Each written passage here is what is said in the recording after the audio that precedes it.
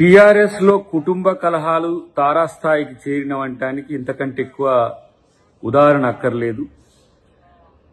కవిత గారే రాసిన లేఖ లీక్ చేసింది ఎవరు? అది కవిత ఆఫీస్లో ఉండే ఎవరి కోవట్లు లీక్ చేసిండ్రు, లేదంటే కేసీఆర్ ఆఫీస్ నుంచైనా రిలీజ్ కావాలి. అది ఫామ్ హౌస్ నుంచి కానీ లేకపోతే ఇతరత్ర ఎక్కడి నుంచి అయినా సరే. మరి కేసీఆర్ ఆఫీస్ నుంచి లీక్ చేసింది ఎవరు?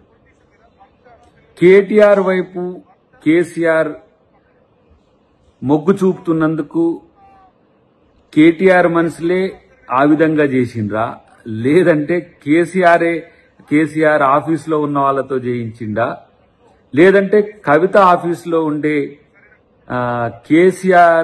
కేటీఆర్కి సంబంధించిన వాళ్ళు లీక్ చేసిందా అనేది వాళ్లే చెప్పాల్సిన అవసరం ఉంది. కాబట్టి ఇలా వాళ్ళ మధ్యన ఉన్న ఏవైతే అనైక్యత ఉందో వాళ్ళు సరిచూసుకోలేక కాంగ్రెస్ మీద ఆరోపణలు చేసిన, కాంగ్రెస్ ప్రభుత్వం ఏదో చేసిందని చెప్పినది ఏదైతే ఉందో అది ఉత్తదని తేలిపోయింది.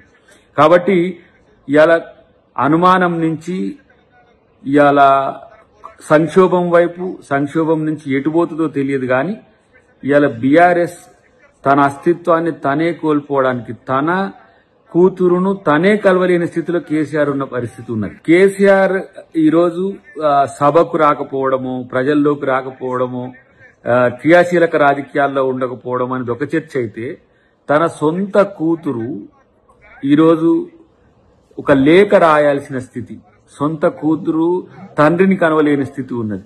ఇక ప్రజల పరిస్థితి ఏంది, ఎట్లుంటుందో మీరు ఒకసారి ఆలోచించండి. అదే హరీష్ రావు అయితే పిలుచుకొని మాట్లాడిండు, అదే కేటీఆర్ అయితే ఎప్పుడైనా పోయి కలవగలవాడు. కానీ కలిసినా తను మాట్లాడలేని స్థితి, తను చెప్పాల్సిన స్థితి చెప్పలేకపోవడం అనేది ఇలా కవిత గారి విషయంలో కనబడుతుంది. కాబట్టి ఒక రకంగా తను రాజకీయ అస్తిత్వాన్ని కోల్పోతున్న క్రమంలోనే ఈ లేఖ రాయడము, లేఖ రాసిన విషయాన్ని ఎవరు లీక్ చేసిండ్రో కూడా చెప్పలేని స్థితిలో, ఎవరో ఇప్పుడు కవిత గారే చెప్పాలి. ఎవరు ఆ దయ్యాలు, వారి అయ్య చుట్టూ ఉన్న దయ్యాలు ఎవరో చెప్తే ఇంకా మంచిది. ఎందుకంటే ఈ కథ సశేషంగా ఉంచకుండా, కథ ముగిస్తే వాళ్ళ కథ ముగియకుంటుంటుంది తప్పితే ఈ కథను కొనసాగించడం అనేది ఆ బీఆర్ఎస్ పార్టీని మరింత బలోపేతం చేసుకోవడానికి ఎత్తుగడ రాజకీయాలు అనుకోవాల్సిందే తప్పితే దీంట్లో కొత్తగా ఏముండదు.